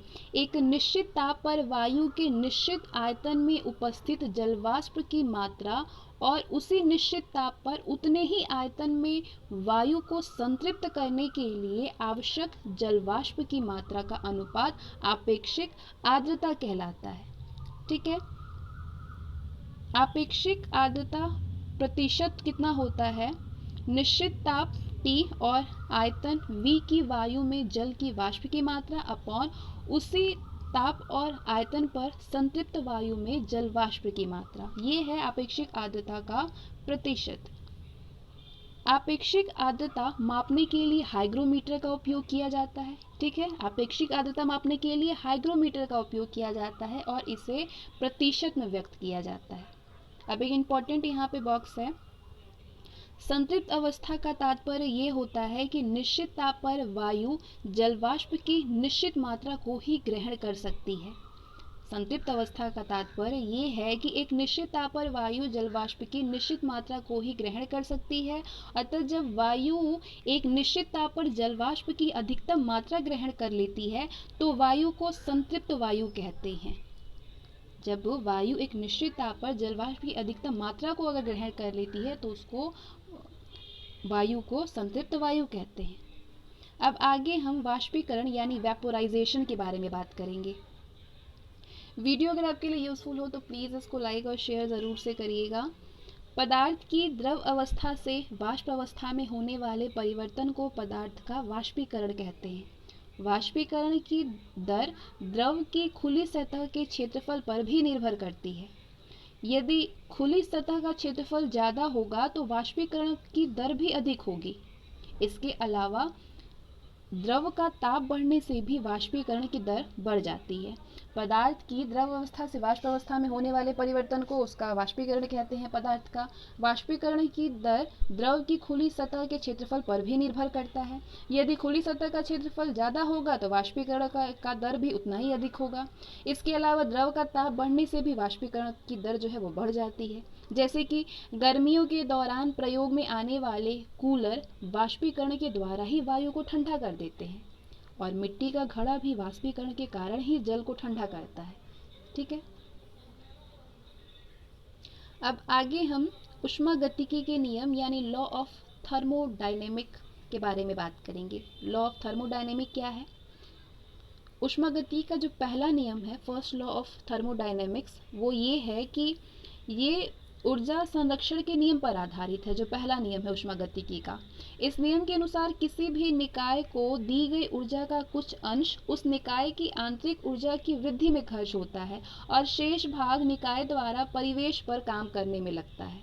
ठीक है, ये इस नियम के अनुसार किसी भी निकाय को दी गई ऊर्जा का कुछ अंश उस निकाय की आंतरिक ऊर्जा की वृद्धि में खर्च होता है और शेष भाग निकाय द्वारा परिवेश में कार्य करने में। जैसे कि नोट है एक इम्पॉर्टेंट यहाँ पे, ऊर्जा और कार्य ऊष्मागतिकी में ऊर्जा स्थानांतरण की विधि है। ऊष्मा और कार्य ऊष्मागतिकी में ऊर्जा स्थानांतरण की विधि है। ऊष्मा और कार्य के प्रभाव से निकाय की आंतरिक ऊर्जा परिवर्तित हो जाती है। ऊष्मा और कार्य के प्रभाव से निकाय की आंतरिक ऊर्जा में परिवर्तन हो जाता है। अब आगे हम आंतरिक ऊर्जा के बारे में बात करेंगे यानी इंटरनल एनर्जी। कोई भी निकाय या पदार्थ अनगिनत अणुओं से मिलकर के बना होता है। इन्हीं समस्त अणुओं की गतिज और स्थितिज ऊर्जा का योग ही निकाय और पदार्थ की आंतरिक ऊर्जा कहलाती है। तो ये तो बात हुई ऊष्मागतिकी का प्रथम नियम। ऊष्मागतिकी का दूसरा नियम क्या है?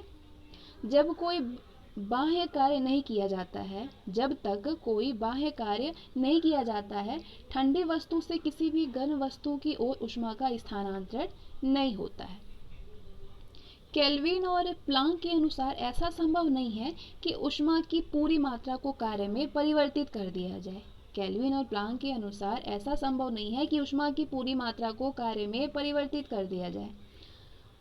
और दूसरे नियम में ही है ऊष्मागतिक निकाय, थर्मोडायनेमिक सिस्टम। क्या है ये सिस्टम कि कोई भी ऐसा निकाय या कोई भी ऐसा सिस्टम जिसकी अवस्था ताप, दाब और आयतन के पदों में व्यक्त की जा सके ऊष्मागतिक निकाय कहलाता है। जैसे कि सिलेंडर में भरी हुई गैस, ये ऊष्मागतिकी निकाय है। ये सिस्टम जो है इसमें ताप, दाब और आयतन के पदों में व्यक्त की जा रही है। ठीक है, और आगे हम ऊष्मागतिक प्रक्रम यानी थर्मोडायनामिक प्रोसेस के बारे में जानेंगे। चक्रीय प्रक्रम, साइक्लिक प्रोसेस।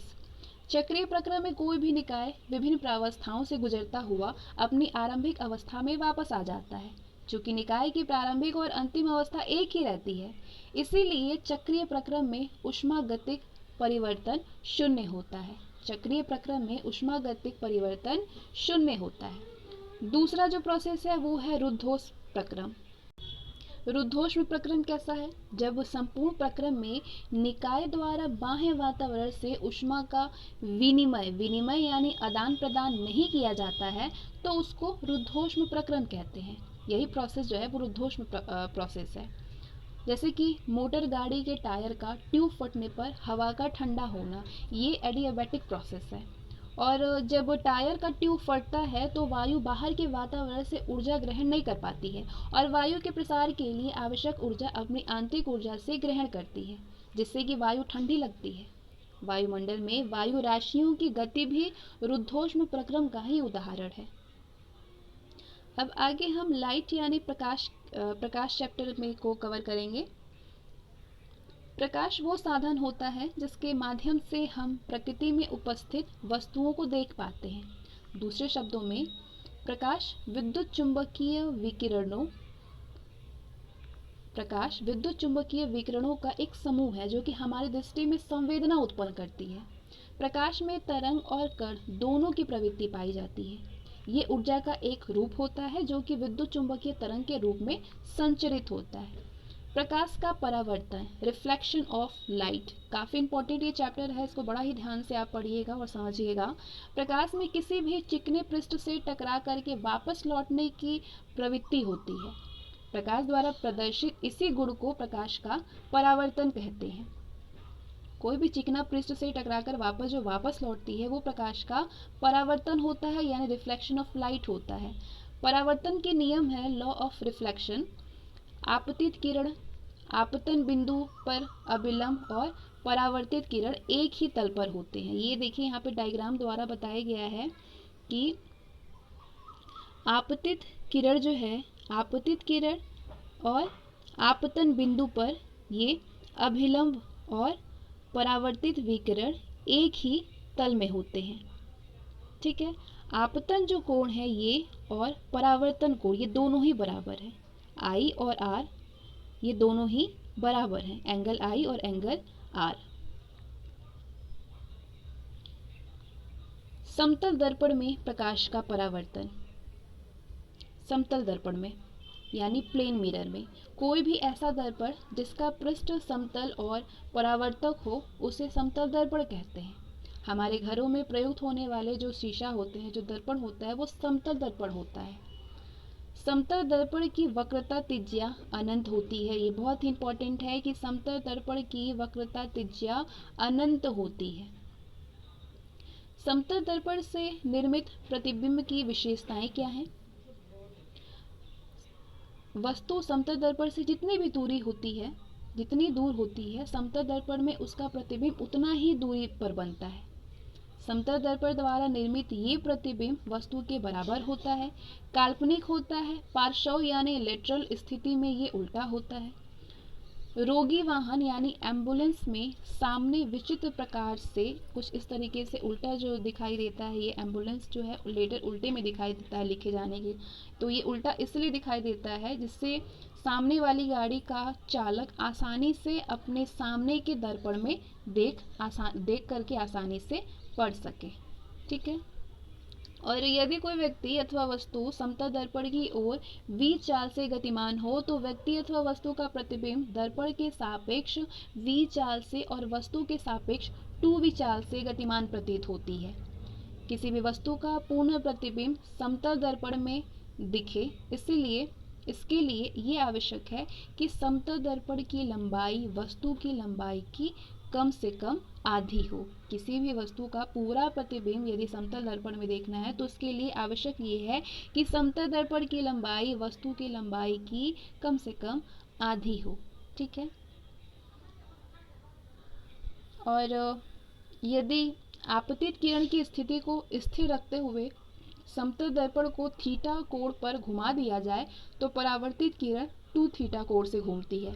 यदि दो समतल दर्पण समानांतर रखे जाए तो उनके बीच में रखी गई वस्तु के अनंत प्रतिबिंब बनते हैं।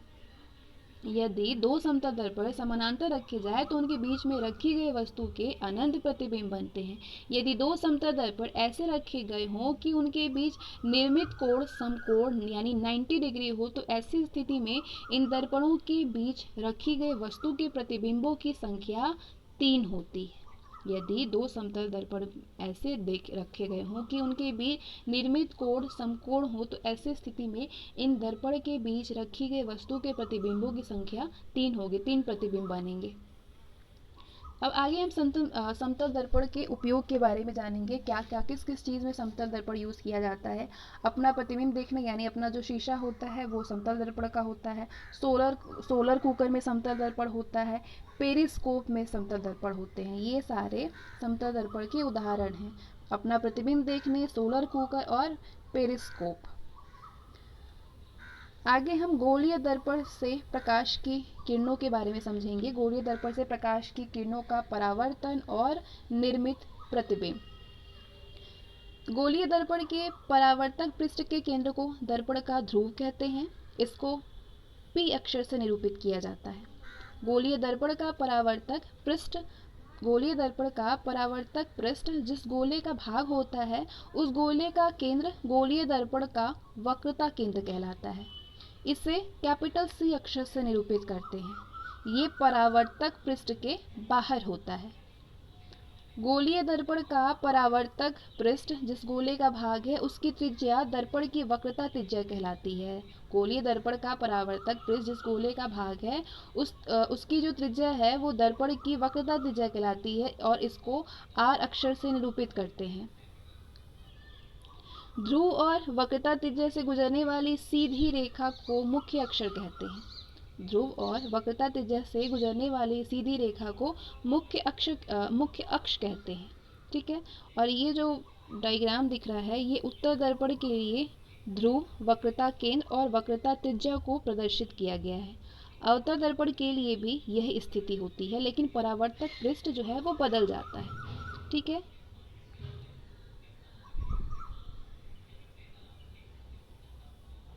ये उत्तल दर्पण का था। अब हम कॉनकेव मिरर से समझेंगे। कॉनकेव मिरर से निर्मित प्रतिबिंब की विशेषताएं क्या हैं अवतल दर्पण से। यदि वस्तु अनंत पर रखी होगी तो उसका प्रतिबिंब बहुत छोटा होगा जो कि अवतल दर्पण के फोकस पर बनेगा। अवतल दर्पण द्वारा निर्मित ये प्रतिबिंब उल्टा और वास्तविक होगा। यदि वस्तु अनंत पर रखी गई हो तो उसका प्रतिबिंब बहुत छोटा सा दिखाई देगा जो कि अवतल दर्पण के फोकस पर बनेगा और अवतल दर्पण द्वारा निर्मित ये प्रतिबिंब उल्टा और वास्तविक होगा। तो यहाँ पे इसको दिखाया गया है, आप देख सकते हैं ये अनंत पर दिखाया गया है जिसके अनंत पर होने पर वस्तु जो है वो बहुत छोटा सा दिखाई देगा। और यदि वस्तु की स्थिति अवतल दर्पण की वक्रता त्रिज्या और अनंत के बीच में हो तो निर्मित प्रतिबिंब का आकार जो प्रतिबिंब दिखाई देगा वो आकार में छोटा, उल्टा और वास्तविक होगा। प्रतिबिंब अवतल दर्पण के फोकस और वक्रता केंद्र के बीच में बनेगा। ठीक है। और यदि वस्तु वक्रता केंद्र पर रखी गई हो तो अवतल दर्पण द्वारा निर्मित प्रतिबिंब के आकार का उल्टा और वास्तविक होगा। यदि वस्तु वक्रता केंद्र के यदि बीच में रखी गई हो तो अवतल दर्पण द्वारा निर्मित प्रतिबिंब वस्तु के आकार का जिस प्रकार से वस्तु होगा उसका उल्टा दिखाई देगा और वास्तविक होगा और इस प्रतिबिंब का निर्माण दर्पण के वक्रता केंद्र पर होगा। यदि वस्तु की स्थिति अवतल दर्पण के वक्रता केंद्र और फोकस के बीच में हो तो दर्पण द्वारा निर्मित प्रतिबिंब वस्तु से बड़ा दिखाई देगा, उल्टा और वास्तविक होगा। यदि वस्तु की स्थिति अवतल दर्पण के वक्रता केंद्र और फोकस के बीच में हो तो दर्पण द्वारा निर्मित प्रतिबिंब वस्तु से बड़ा, उल्टा और वास्तविक होगा और इस प्रतिबिंब की स्थिति वक्रता केंद्र और अनंत के बीच में होगी।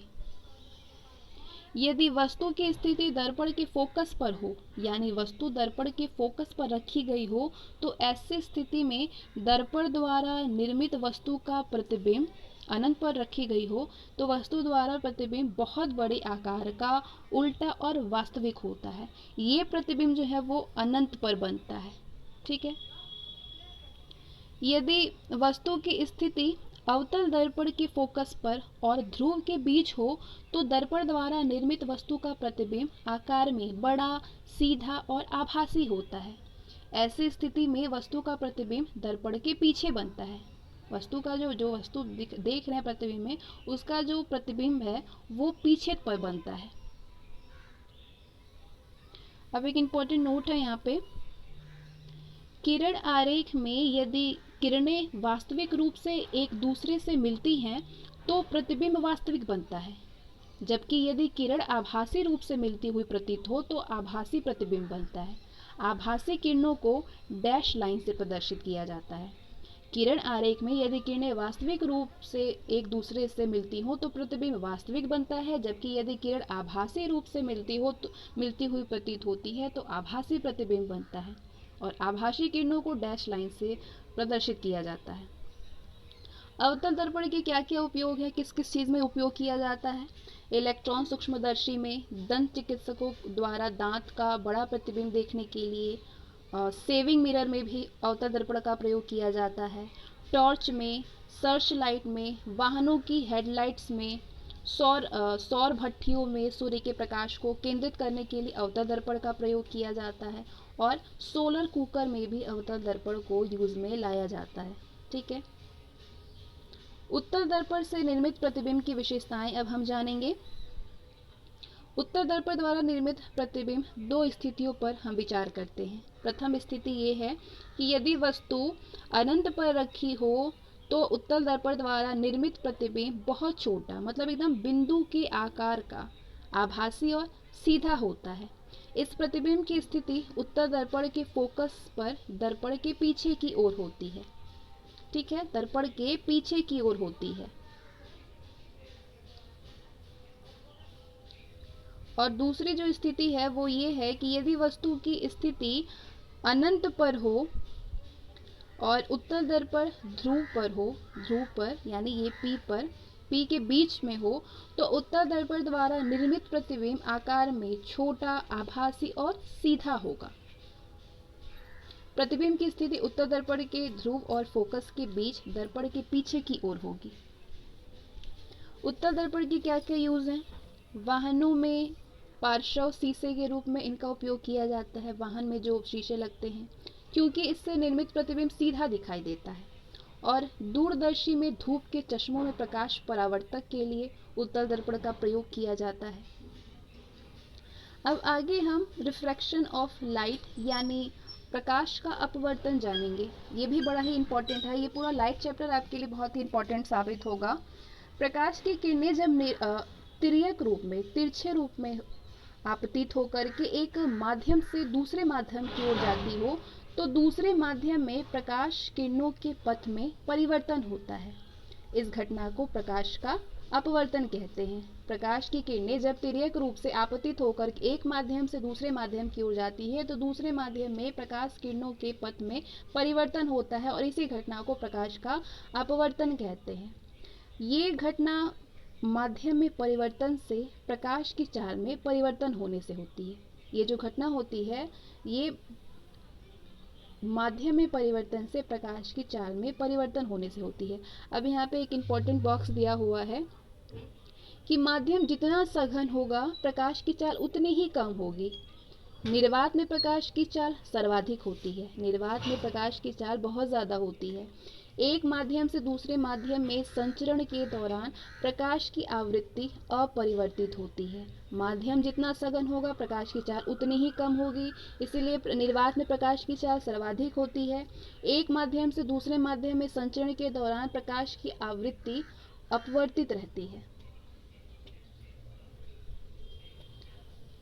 अपवर्तन के क्या नियम है? Law of refraction. स्नेल महोदय ने प्रयोग के आधार पर स्नेल महोदय ने अपने प्रयोगों के आधार पर अपवर्तन के संबंध में कुछ नियम प्रतिपादित किए हैं। तो क्या क्या नियम प्रतिपादित किया है स्नेल ने? आपतित किरण, अपवर्तित किरण और दोनों माध्यमों के पृष्ठ के आपतन बिंदु पर अभिलंब सभी एक ही तल में होते हैं। आपतित किरण, अपवर्तित किरण और दोनों माध्यमों के पृष्ठ के आपतन बिंदु पर अभिलंब सभी एक ही तल में होते हैं। आपतन कोण की ज्या यानी जो साइन है, साइन और अपवर्तन कोण की ज्या का अनुपात स्थिर रहता है। आपतन कोण का साइन, साइन आई और sine r, sine i upon sine r स्थिरांक होता है, कांस्टेंट होता है। इंपॉर्टेंट नोट दिया है कि इस स्थिरांक को पहले माध्यम के सापेक्ष दूसरे माध्यम का अपवर्तनांक कहते हैं। इस स्थिरांक को पहले माध्यम के सापेक्ष दूसरे माध्यम का अपवर्तनांक कहते हैं। निरपेक्ष अपवर्तनांक, निर्वात में प्रकाश की चाल और किसी अन्य माध्यम में प्रकाश की चाल के अनुपात को अपवर्तनांक कहते हैं। निरपेक्ष अपवर्तनांक, जिसको म्यू से डिनोट करते हैं, ये होता है बराबर निर्वात में प्रकाश की चाल अपॉन माध्यम में प्रकाश की चाल। निरपेक्ष अपवर्तनांक निर्वात में प्रकाश की चाल अपॉन माध्यम में प्रकाश की चाल। प्रकाश के अपवर्तन की क्या क्या उदाहरण हैं? जब किसी छड़ का कुछ हिस्सा जल में डुबो दिया जाता है तो वो टेढ़ी दिखाई देती है। किस लिए दिखाई देती है? प्रकाश के अपवर्तन के कारण। सूर्यास्त के बाद और सूर्य उदय, जब सूर्य निकलता है उससे कुछ समय पहले सूर्य का दिखाई देना, सूर्य का जो लालिमा दिखाई देता है वो प्रकाश के अपवर्तन के कारण दिखाई देता है। जल के अंदर डूबी हुई मछली वास्तविक गहराई से ऊपर दिखाई देती है। क्यों दिखाई देती है? प्रकाश के अपवर्तन के कारण। और रात्रि के समय तारों का टिमटिमाना भी प्रकाश के अपवर्तन के कारण ही होता है। ठीक है, आगे हम प्रकाश का पूर्ण आंतरिक परावर्तन के डेफिनेशन को जानेंगे, यानी टोटल इंटरनल रिफ्लेक्शन के बारे में। जब प्रकाश की किरणें सघन माध्यम से विरल माध्यम में प्रवेश करती हैं तो अपवर्तित होने के बाद अभिलंब से दूर हटने लगती हैं। जैसे जैसे हम आपतन कोण का मान बढ़ाते जाते हैं, अपवर्तित किरणें अभिलंब से दूर हटती जाती हैं। इसी क्रम में एक ऐसी स्थिति आ जाती है कि एक विशेष आपतन कोण के लिए अपवर्तन कोण 90 डिग्री हो जाता है। अपवर्तन कोण का मान 90 डिग्री से अधिक नहीं हो सकता है। तो अब आपतन कोण का मान बढ़ाने पर प्रकाश किरणों का परावर्तन होने लगता है और यही घटना पूर्ण आंतरिक परावर्तन कहलाती है। ठीक है, एक बार मैं इसको और रिपीट कर देती हूँ कि जब प्रकाश की किरणें सघन माध्यम से विरल माध्यम में प्रवेश करती है तो अपवर्तित होने के बाद अभिलंब से दूर हटने लगती है। जैसे जैसे हम आपतन कोण का मान बढ़ाते जाते हैं, अपवर्तित किरणें अभिलंब से दूर हटती जाती है। इसी क्रम में एक ऐसी स्थिति आ जाती है कि एक विशेष आपतन कोण के लिए अपवर्तन कोण 90 डिग्री हो जाता है और अपवर्तन कोण का मान 90 डिग्री से अधिक नहीं हो सकता है। और इसीलिए अब आपतन कोण का मान बढ़ाने पर प्रकाश किरणों का परावर्तन होने लगता है। ये घटना पूर्ण आंतरिक परावर्तन कहलाती है। आपतन कोण का वो मान जिसके लिए अपवर्तन कोण का मान 90 डिग्री होता है उसको क्रांतिक कोण यानी क्रिटिकल एंगल कहते हैं। पूर्ण आंतरिक परावर्तन में प्रकाश की संपूर्ण मात्रा परावर्तित हो जाती है। प्रकाश की संपूर्ण मात्रा परावर्तित होने से जहाँ से प्रकाश परावर्तित होता है वो स्थान बहुत ज़्यादा चमकने लगता है। पूर्ण आंतरिक परावर्तन के लिए दो स्थितियां होना ज़रूरी है, दो स्थितियां अनिवार्य है पूर्ण आंतरिक परावर्तन होने के लिए। कौन कौन सी स्थितियां? पहली स्थिति की प्रकाशित किरणें सघन माध्यम से विरल माध्यम में जा रही हो और दूसरी आपतन कोण क्रांतिक कोण से बड़ा होना चाहिए। ठीक है, ये दोनों स्थितियां होना अनिवार्य है। प्रकाश के पूर्ण आंतरिक परावर्तन की क्या क्या उदाहरण है? गहरे काले रंग से पोते गए पृष्ठ का चमकना। गहरे काले रंग से पोते गए पृष्ठ का चमकना किस लिए होता है? चमकता क्यों है? प्रकाश के पूर्ण आंतरिक परावर्तन के कारण सघन माध्यम से विरल माध्यम की ओर जा रही है। कांच के चटके हुए हिस्से का चमकीला दिखाई देना प्रकाश के पूर्ण आंतरिक परावर्तन के कारण। पानी में वायु से भरे बुलबुले का चमकना, मृग मरीचिका यानी माइरिग का बनना, हीरे का चमकना, ये सारे पूर्ण आंतरिक परावर्तन के उदाहरण हैं। अब आगे हम प्रकाशिक तंतु यानी ऑप्टिकल फाइबर को हम नेक्स्ट वीडियो में डिस्कस करेंगे, और आगे बचे हुए जितने भी टॉपिक है उसको हम नेक्स्ट वीडियो में कवर करेंगे, और नेक्स्ट वीडियो हमारा फिजिक्स का आखिरी वीडियो होगा। तो मिलते हैं नेक्स्ट वीडियो में। ये वीडियो आपके लिए यूजफुल हो तो लाइक करें, शेयर करें, चैनल पर नए हैं तो चैनल को सब्सक्राइब करके बेल आइकन को प्रेस